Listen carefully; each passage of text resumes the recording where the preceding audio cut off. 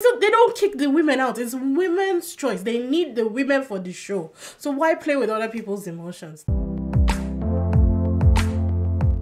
Hi people, welcome. If it's your first time, my name is Talia Adeoli, and this is DISBYDEM. Today we're talking about episode 7 to 10, I think it's 10, of Love Deadline. Be sure to do all the right things and let's just get on into it. Guys, I actually filmed this review a long time ago, but then I found out that I lost a chunk of my review. So I don't know why, I had to break it down, whatever. I lost a chunk. The video just, I think the video got corrupted or something. So I'm gonna, use the original and then jump in where I lost the video and then switch back to the original. All right, so we're just gonna be speeding through this, people, because yeah, some people piss me off. And just go along with me. I might have some like strong opinions, but I was reacting to what I was seeing. Things kind of even out by the end of the entire series. So just go along with me. Whether you like the contestant or not, just go along with me. So episode 7 started out obviously at the lodge with the men's choice. Yushi chose Sora. She said that she's giving it a try. So I definitely ate humble pie with this one, because I didn't think, based on her description of her perfect man, I did not think that she was interested in Yushi. So guys, I ate the pie. You know me. I will apologize. So I apologize, Yushi. It wasn't personal. It was based on what Sora was telling us. Kai chose Nona. Kei chose Nona. I'm doing it again. And Kijiro chose Shizuka. Okapi, I think, chose Nona, but obviously she chose Kei. So the remaining 3 people, Okapi, Anna, and Sayu, paired up together. We're all together in a lodge. Honestly, Sayu just came here for a holiday, and I felt so bad for the girl, but we'll get to it. Yushi and Sora go grocery shopping, everything, and then they come back and cook. It really did look like, they were a newly married couple. They had very engaging chemistry. They seemed to really like each other, and they seemed to be flowing. And then in the end, they agreed to sleep in the same room. It's 2 separate beds, but they agreed to sleep in the same room. Kijiro and Shizuka, they do the same thing. They go shopping as well. While they were cooking, Kijiro could not stay in one place. And I kept on saying, this man don't like this girl. He does not like her.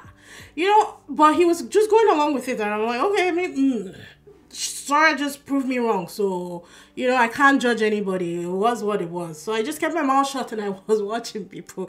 Because at this point, I was just going to drink water and mind my business. But she did notice that, Shizuka noticed that he could not stay in one place throughout the entire time. Even when they sat down to eat, he got up to fill the bath and everything. Kei and Nona, they do barbecue and said they look happy. Honestly, they look like the most put together couple, and they've always looked like that to me. So it always consistently pissed me off that Nona was so hot and cold. And don't let me get started on Nona. We're moving on. They did the whole barbecue thing. Everything was calm. They were very comfortable in each other's presence. They really did look like they'd been married for at least 5 years at this point. Kei expressed his feelings again. He expressed his worries, and he did say that he doesn't know how things will work when they're back in their real lives. She said that she didn't think it would be much different. Again, did not express anything to this guy. Did not say anything about love, like nothing. Nona is so, I don't know. Anywho, Shizuka suggests that she and Kijiro take a bath together. Kijiro said that he's used to having baths alone. She said that she wants to see what it's like, that she usually takes baths with her partner. Anyhow, she strung this guy into taking a bath. They were both naked. I mean, they had towels on, but they were both naked in that bath, and he was uncomfortable, like you could just tell. The man had a naked woman in between his thighs, and he could only look up with his eyes closed. I mean, that should, if it Shizuka is 32 years old. At this point, you should know the signs. You've been dating for a long while now. At 32, I was married. But at 22, I knew the signs, right? There are things that a man would do that would tell you that he's into you. I don't know. Anywho, Keijiro says that he's into 3 women. He tells Shizuka that he's into 3 women. He's into Shizuka, Sora, and Nona. Kei and Nona go to sleep holding hands. It was the cutest thing ever. Anywho, Kijiro gets a text in the middle of late in the night, not in the middle, late at night when he and Shizuka were talking. They don't really tell us who sent him the text though, but somebody did. At bedtime, Shizuka asks him to sleep in his arms. Actually, I think the beds were together, and I don't know, the whole complaining thing about him not holding her. She was complaining that he wasn't holding her, and then she begs him to look at her. I was just like, cringer. Shizuka gives me the most awkward moments in this thing. Like, just the cringiest moments I've ever experienced with Love Deadline. They've all been from Shizuka. I don't know. I think she just comes on too strong. And unfortunately, I don't mind a woman who is... excuse me, I'm still sick. I don't mind a woman who's strong-willed. I don't mind a woman who knows her mind, you know. But if the men are not into it, read the room. I'm not saying tame yourself. I'm saying find a man who is okay with that, right? Moving on, the next morning, Shizuka and Keijiro walk out together. They seem like they were happy. I don't know what happened or what flipped in the middle of the night. Nobody really says anything. Apparently, Anna was the one who sent Keijiro a text, and she sent a text saying that she had chosen him to lodge with. And for me, at this point in time, this is where Anna, I was already like this for Anna. This is where Anna loses me. This is where I clocked Anna for the player that she is, because it was calculated. I'm not saying that Keijiro is interested in Shizuka or that she's trying to steal anybody's man. I'm saying that he picked her first. She said no, and now all of a sudden she's interested. It's like, what are you doing? You know? So 5 days to go. The girls get a text that it's their turn to pair up and share a lodge. Everyone gathers, and again, she's oversharing. It's like she learned nothing from the Okapi situation, and she tells the group that they took a bath together. And Keijiro is just so embarrassed. Like, he's just there looking at the floor. He can't even say anything. I just think that she maybe was not. I think she was just in the wrong group and maybe in the wrong country. I don't know what to tell you. She's a very forward woman, which I kind of love and respect, but read the room. Read the room is all I'm saying. So Nona chooses Okapi, Anna chooses Keijiro. And then she does this whole thing when she's surprised that, oh, Keijiro accepted me, and Anna pissed me off. By here, I was just done with Anna. Anywho, Sayu chose Kai. She, Yushi, and Sora will all, you know, bunk together. They go through the whole motions. I'm going to speed through again because, like I said, I lost a video, so this is just going to be a recap. Okapi is at Nona, and he was very happy. He looked like, you know, he was enjoying his time with her. She tells him that she thinks that he is dependable. He asks that she consider him as a future contender. She says that if he or Kai were to leave right now, she doesn't think she'll follow any of them. And at this point, I was like, what is going on with you, Nona? Like, what is happening? I'm very confused right now. Moving on, Sayu asks Kai to take a bath, and she was drunk. She'd been drinking a lot, and she said that because they are together, she said she wants to go through the experience and the emotions of living with a partner that she loves. He obviously doesn't like her like that, so he said no, and that it was not really a comfortable situation that he wanted to put them in, and something about how the way he views her will change if they did that. Anna and Keijiro, they have a heart-to-heart. Then he helps her dry her hair, and the beds are separated. She says, let's put them together, so they do. Anna pissed me off. Honestly, I will say this every single time I bring up Anna, because she pissed me off throughout this entire series. And I was rooting for her because she's so beautiful. And every time I looked at her, I would fall in love, you know, because she's so pretty. And then she'll do something stupid, and I'm like, I fall for it every single time. 4 days to go, and they are off to Hokkaido. And it's snowboarding. They get a text that a new member is coming in, and he comes down the slope. It was really, really cool, and that's where the episode ended. Episode 8, they introduce us to Fumi, Takafumi. He's 27, and he's a doctor. He's an OBGYN. Anna was all like cute, and she had heart eyes emojis once he came down the slide. Anna is attracted to the latest thing on the block. That's what I realized. Every new person, Anna always liked. Maybe with the exception of somebody, but she came around to him in the end. We'll get there. So she thinks he's cute. She wants to chat with him, and she used the damsel in distress method to get his attention. It worked because she got his attention. A text comes in that it's a one-on-one date and it's the lady's choice. 3 days to elimination. Anna is waiting to chat with somebody and it turns out that it was Fumi that she chose. I said that in my Yoruba intonation because we do have a name that's Fumi Oluwafumi. So I'm sorry. Sayu chose Yushi for the date and I was like, interesting. Both of them on the paddle was a sexy sight. I'm not gonna lie. Like, I don't know. Sometimes I think like Japan, they're very, you know, what's it called? What's the word? Traditional or something. And then they do something and I'm like, oh, they're out there. I like it, you know. He asked her about the Kai thing. So apparently Kai had been talking to the guys and he told them that she had asked him to take a bath. And this poor girl just felt awful. I felt so bad for her because Yushi is very blunt and I like his directness, but I think it was a little too brutal because the way he kept, you know, coming at her. The poor girl was embarrassed, first of all. She didn't really have anything to say. She explained to him that, you know, she was with this guy and she wanted to experience what it would be like to be with somebody that you loved living in the same house, and that is why she did that. But obviously she's held a touch for Kai from the very beginning, and Kai has consistently chosen Nona from the very beginning. So even before all of this, I was looking at Sayu saying, girl, he has made his choice consistently. I think it's time that you move off this situation. Anywho, the man was brutal, man. He called it a desperate tactic and that he doesn't want to be a rebound. At this point, she starts crying because obviously she feels like crap, you know, and they kind of leave the situation. I don't think that he should have made her cry. I think the situation would have made her cry regardless. But I think his approach was what really, you know, hit home for her. Like it really stabbed her. And the fact that Kai had discussed that with the other guys, knowing fully well that the girl was drunk. I think Kai should have just kept it to himself, but it is what it is. She chose Keijiro. She's concerned about Anna now because she sees that Anna has her eyes on Keijiro. She asks him about Anna directly. She's a very direct person. We love that about her. And he tells her about the text that Anna had sent to him their first night in the cabin, you know, and his first choice, and explains that whole situation. Nona chooses Kai.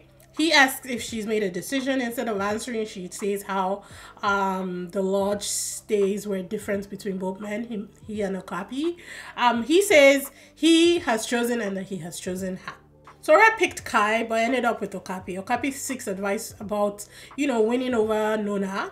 She tells him to change his mindset because Okapi was already of the mindset that he only has 1% chance. She tells him if he's thinking like that, then he definitely only has 1% chance. And he needs to change his mindset in order to win over the girl. 2 days to elimination and they're off to Singapore. And I was like, oh, they left Japan. Good for them. Anna and Fumi tell the group that they got closer over their date. Keijiro seemed a little worried.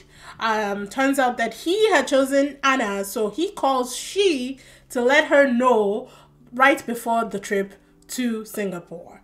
She tells him to have fun in Singapore, but that she will not be going with them because she doesn't see herself with any other person if it wasn't him, so there's no point extending her journey on the show. We love a self-respected woman, you know. I actually truly like she. I think that her persona is very out there, very forward, very confident. Love that about her. I just think that she needs to read the room. Not everybody can appreciate that about a woman. So you need to find your people. You need to find people who will not judge you for being yourself. Because this group definitely judged her for being herself. They didn't do it outwardly, you know, but they definitely did it. She also said that she feels like he chose wrong. And I agree with her 100%. Anna was not the choice. Anna was playing every single new guy that came into this territory. And you know what? I gotta respect it. I may not like it, but I gotta respect her hustle. Because she stayed on the show till the very end. In the end, she says that she'll be fine if her partner makes enough money, you know, for them to just live a comfortable life. Which was far removed from the 200,000, I think, that she had initially come in saying that she wanted her partner to make. 1 day to elimination, they are in Singapore. Keijiro tells Anna that he is still all in for her. Anna didn't look happy. Honestly, she looked like she'd swallowed a ton of sour grapes. And I'm not sure why, because she'd been thirsting over Keijiro for a bit. Fumi comes along, and then obviously she switches over to Fumi. But then she also, We'll get there. Sayu meets up with Yushi and she explains the bad situation fully this time to him, but also tells him that she wants to focus on him now. I didn't think that there was anything romantic between them. Sayu was another person that came on this show, unfortunately, for a free holiday because nobody took interest in this poor girl. Beautiful girl, nobody cared. The guy she liked consistently chose another girl, you know, and yeah, it just wasn't working out for her throughout the show. Anna and Fumi have a date and a chat. I write down here that she's super cute because she is. I look at her and I just get mesmerized, and I think that's her superpower. Because she gets me every single time. And I know fully well that this girl is not named for the right reasons. But I still get sucked in every single time. Kaya and Nona are talking and enjoying themselves. They are talking about Anna and Fumi. So they're kind of already like in couple mode. Where they're discussing other people very casually, you know, just at ease with each other. He asks if she has decided. But before she could reply, Okapi cuts in and says that he would like to take her on a date. Good for Okapi. I mean, you got to stand up for who you want. You got to fight for her, you know. Okapi tells Nona on their date that his best memories have all been with her. I don't think that she was interested in Okapi romantically, but it made her happy to hear him say that. In the evening, they all gather and Kai is missing. And I just screamed. I said it is his time. Kai is going, and true to form, he was leaving the next day. The ladies have until 10 a.m. as usual the next morning to decide if they're going to propose to him or not. Nona didn't shed a tear. And at this point, I was like, woof. Oh, I said she exposed herself here because why wouldn't she cry for him? If she was so in love with him, why wouldn't she cry? I was like cursing out Nona. I was spitting. I was mad. I was mad, guys. Because I was like, this is not right. This is not right. You can't treat somebody like this. Human beings are involved here. Emotions are involved. This is not right. That was the end of the episode. So episode 9 rolls around. Okapi texts Nona to chat. He tells her that nothing will change with his feelings, but he will respect her choice regardless. Honestly, I didn't think she cared. I honestly didn't think she cared 1 ounce. And I will understand why, like, everything happened the way it happened. Why she didn't cry. Why she was really being nonchalant to Okapi when he was talking to her. Soon. The next morning, all of them are sitting and waiting. And obviously waiting for Nona to decide if she's going to go propose to Kai or not. She finally speaks and she says she's going to propose. And for the first time, she cries. And I was like, oh, I'm so sorry, Nona. I'm so sorry I read you wrong. I'm so sorry I judged you. I'm so sorry about everything. The reason she didn't cry is because she had made up her mind. And she knew that she was choosing this man. And the reason she cried here is because she was leaving her friends. And it all clicked in my head. And I was like, I apologize, Nona. I judged you too harshly. Oh, I was so impressed. I was very happy about that. She hugs everybody. Okapi says that he's glad that he got to fall in love with her, which I thought was very, very cool. Okapi, yeah, another person who just came along for a ride on this show. Poor guy.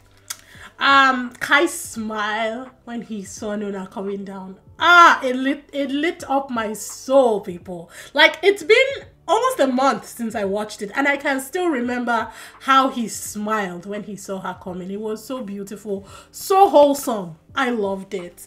Apparently, she had decided on him from the very first date.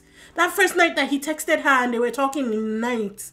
She had decided that Kai was her forever. And I was like, this girl took us on this journey, on this roller coaster ride throughout this entire 9 episodes, knowing fully well she'd made her choice. Loved it. Great TV. Loved it. She mentions that she had not expressed her feelings in true depth before, but that she would do so now. So she tells him that she's in love with him. She tells him that she loves him and asks if he will be her boyfriend. He says yes, and they kiss. I kept saying kiss her, kiss her, kiss her. I loved it. I loved it. Honestly. Oh, I loved it. I loved it. Okapi decides that he's going to leave because obviously Nona was his last interest for love in the show, on the show, and if there was no point for him to continue his journey if she wasn't there. Fumi also announces that he is leaving the next day because of work. He's a doctor, so obviously he has obligations. This also happened in Love Village. There was a guy who was a doctor, a physician, and he had a hospital now. He had to leave. He had to cut his journey short early because most of the time he was working while he was on the show, and then I guess he couldn't work from there anymore and just had to go back. So I don't know. Maybe they need to look into that for doctors and say you have to guarantee that you have, you know, the allotted time off, or just don't come on the show at all. Yeah, because Fumi was here. You know what happened with Fumi though? I feel like he's been waiting. I feel like he's been waiting and he was put on standby until he got to Hokkaido. And so maybe all that time that he'd taken got used up just waiting around for him to get on the show. I feel like that's what probably happened. A text comes in for them and they have mutual dates.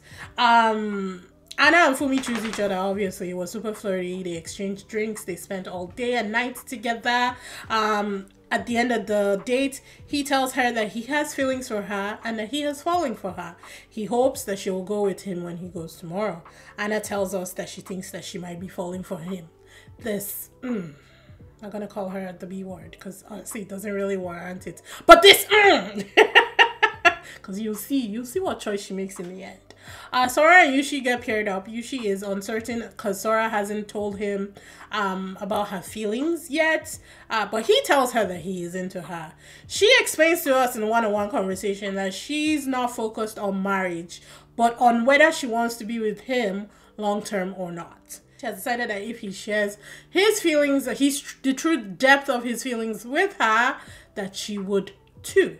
Now, I was confused about that because he had just told her that he likes her. So, I mean, may not be true depth, but at least, you know, it's some kind of, I guess it's something for her to latch onto, right?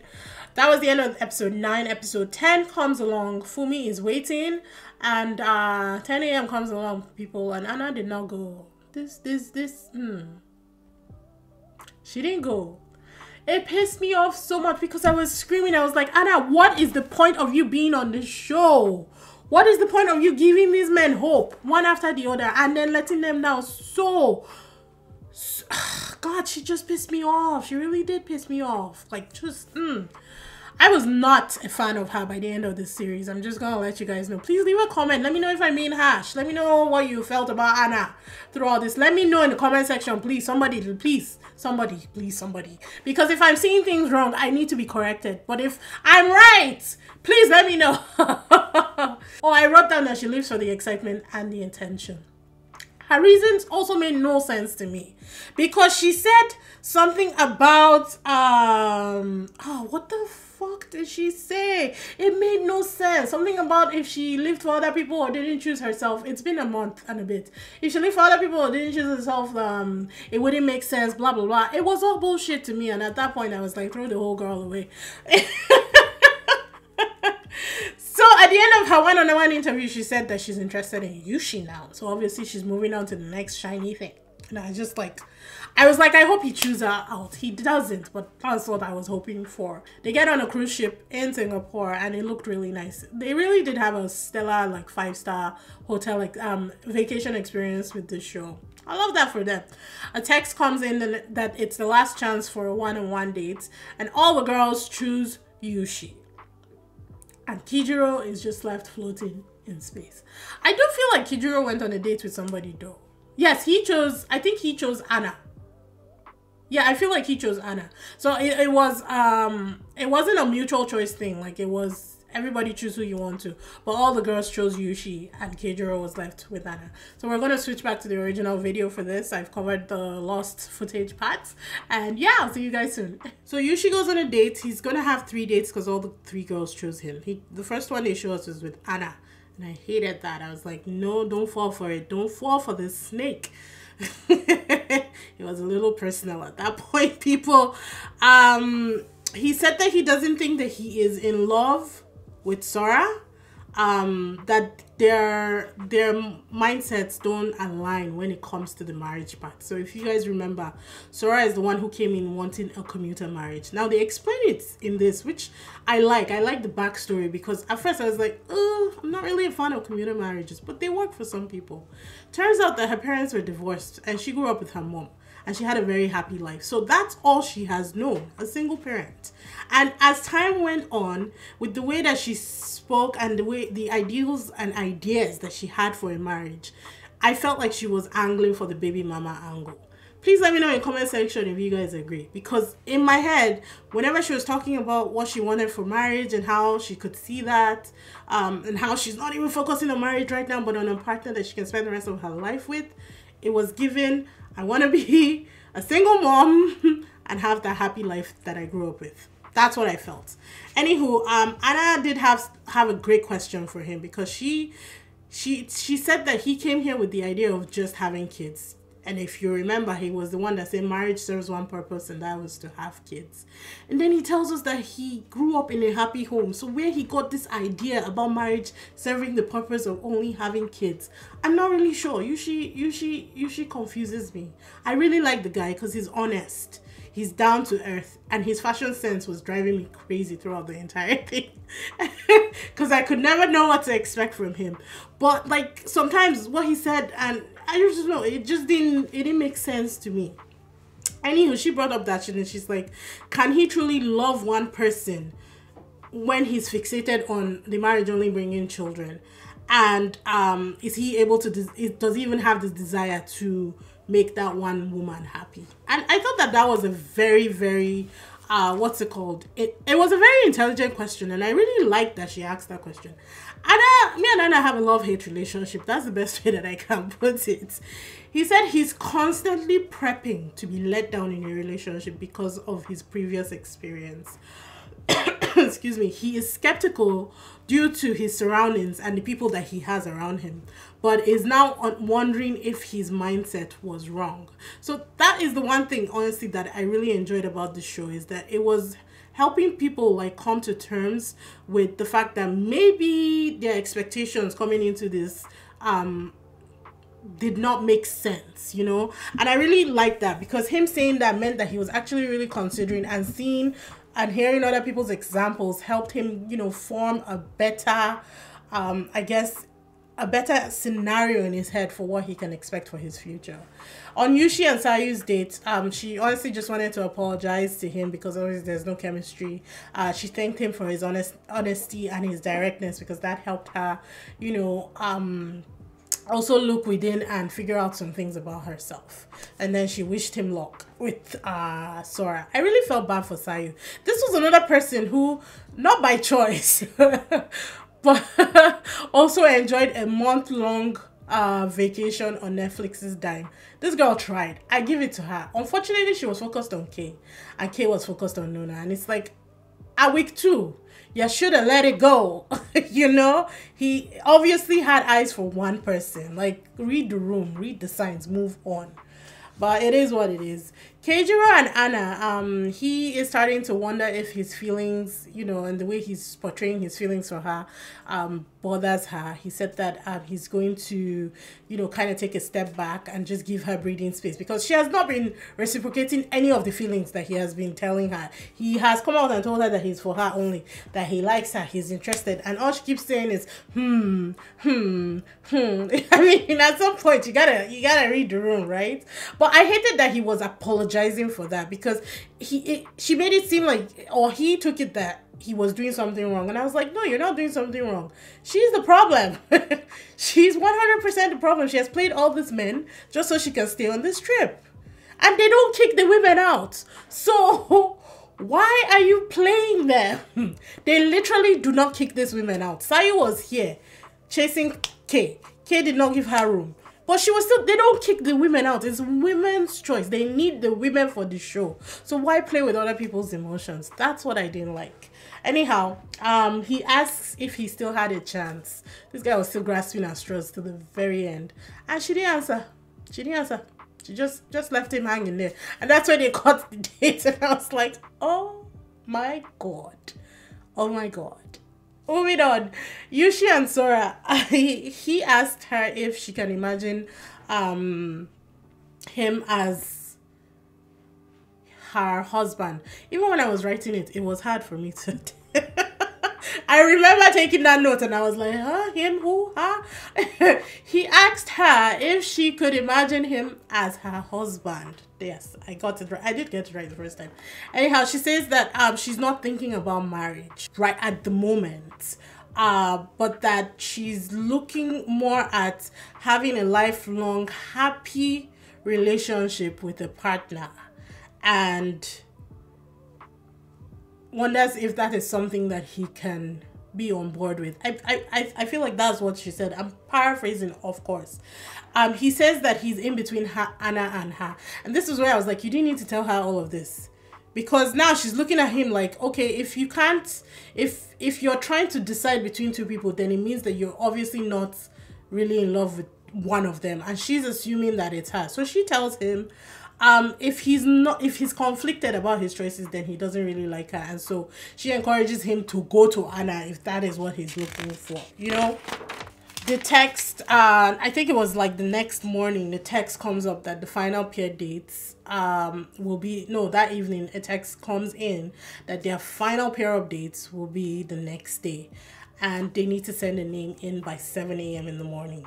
So in the end, only one couple was paired up because obviously it's mutual choice. So only one couple, only one boy and one girl actually chose themselves. I'm guessing that all three girls chose Yushi, but Yushi only chose one girl. And in my head, I was like, it's Anna, because the way he was talking, even when he was on his date with Anna, the way he was eating up her words, he could not stop looking at her. He was very focused on everything she was saying. And I don't know, I thought it was him and Sora because they had really good chemistry, but I'd already settled my mind that Anna was winning this game, because to Anna, it's a game. And then they flipped the first name and it's Yushi. Obviously, everybody chose Yushi. And poor Kijiro just did there like a flap. I felt bad for him, but I really didn't. It was his choice. And then Anna flips the second one. And it was Sora! And I was so happy. I was like, yes, he made the right choice. He said that in the end, marriage is an extension of love. So he shouldn't choose a partner because he thinks she'd make a good family. But he should choose one because he is in love with her. Sora was who he had feelings for from the very beginning. So he tells, I don't know if he told us that or he told her that. Anyhow, they explored Phuket. Is that how you say that? I don't know. They explored Phuket. And then they sat down and had really deep conversations, you know, about kids and marriage. Her whole idea is that she started a business because she said that when she has kids, or a kid, she wants to hire her mom as a nanny so her mom can be a living nanny and take care of her children. For me, this idea was perfect. Honestly, I don't understand why people at the table were looking at her like she was crazy. It's like the perfect scenario. You're not only paying, your family member to watch your child, but it's your mother, the person who raised you. I mean, as long as you're okay with your mother, that for me that would be a perfect scenario. And if I could do that, I would in a heartbeat. So I like that idea. But Yushi said that he wanted to raise the children by himself, and we all know what that would translate to, the woman raising the children by herself. And she's like, no, she's running a business, and the whole idea of creating the business was to provide the income in order to do this for her family and create the income for her child and her mom to be able to come and take care of her child, I don't know. He was, yeah. Anywho, their date, after in Phuket, when they sat down to eat, she said that she came in with the idea of a commuter marriage because she was scared, because watching her parents could go through a divorce or seeing that her parents were separated, like that was hard, and she didn't want to have to go through that for herself. So she was just scared that's where it will end up for her, and the trip helped her realize that maybe a commuter marriage is not ideal anymore, and maybe she should consider love, more seriously. Final decision time. The men will wait while the women decide. I think that's because it's only two guys. Nobody was going for Kijiro, let's just be honest. And I wrote that nobody came for Kijiro. And Yushi was, standing in his, I think he was wearing a silver suit. It was a suit jacket and shorts. His style always like throws me off. I never know what to expect. I actually liked his final look. He looked really good. And nobody came for him either. And my mouth was open because I was like, Sora, Sora, what the hell? What the actual hell just happened now? And she said her feelings weren't strong enough for her to go and propose anything to him. And I just, I couldn't. I was looking at my screen and it was like, are you really kidding me? Out of all these women, only one found a match? Only one. That was intense. I respect Sora's decision. And I know before some of you start saying, oh, but Anna did the same thing. No. Sora chose Yushi from the beginning and focused on him. And at the end, she decided that maybe I think it was the marriage thing, and I feel like that was the main thing for her. And maybe their ideas for marriage just didn't align with each other, and so she gave it up. But she focused just on Yushi. Anna played the field. Anna dated Yuta. She dated Kijiro. She dated Fumi. I feel like there was another man in there too. I feel like there was another man. I just can't remember because she has taken me for a spin. You know? So in the end, only Nona and Kay made it out of this thing as a couple. And they flash forward to 3 months later and they show us that Nona and Kay moved in together. And July 2023, they were living together. They were happy. They had a cat, I think. Yes. November 2023, he proposed. And then they showed us that they got married. And I was so happy for them. They deserved each other and they seemed really, really happy together. All in all, it wasn't a bad show. It actually was pretty calm, and it helped me because I did need a break from the heightened emotions and the craziness that Marry My Husband and Exchange were, bringing up in me. So this was a good option. If you're into intense emotion and drama, it wouldn't work for you. This will not be a good choice for you. I'd say if you're watching it casually, an episode a night, go ahead. I don't think you could lose watching this. It was very good. And I like the different kinds of people that they brought into this. Everybody was completely different from everybody. And I really enjoyed that. They could definitely improve on some things for season 2 if they do get season 2. I feel like they need more rules for the women. You can't just string guys along so that the thing that Anna did does not keep happening. Because if not, people will just come and have a holiday on Netflix and nobody will pair up with anybody. The hosts, I like them, but Miyu was my favorite. I need that woman to come and judge Korean shows because she was always like, she was direct and she hit the nail on the head every single time. And she usually called bullshit, not literally, but with her eyes. You could tell when she was like, I don't accept that. I don't trust that decision. I don't agree with this person. But all in all, like, if I had to rate the show, I would give it like a 7.5 out of 10, which is not bad. I mean, if you're strapped up with something to watch, you could watch this and you'll be happy. And that song, what was it? Baby Don't Go, right? Was it Baby Don't Go? What was the theme song? I'm trying to remember. I kept dreaming and singing it in my head. Baby Don't Cry. I kept dreaming. In the first episode, I didn't really watch it, and then every time you start, now that the beat comes in, dun dun dun dun dun dun, and then the song comes in, and now it's in my head forever. But all in all, it wasn't a bad show. So this wraps up Love Deadline for us. We're gonna be moving on to other things. I think I'm gonna switch to some American shows and then I will come back to Korean. I'm going to probably do some Taiwanese shows as well. So there's going to be a mix of things, people. But yeah, it's probably slow going because it's just me editing and doing all the stuff. It's going to be a mix of reactions and reviews. So yeah, do all the right things, like, subscribe, comment, hit that bell so you don't miss a thing.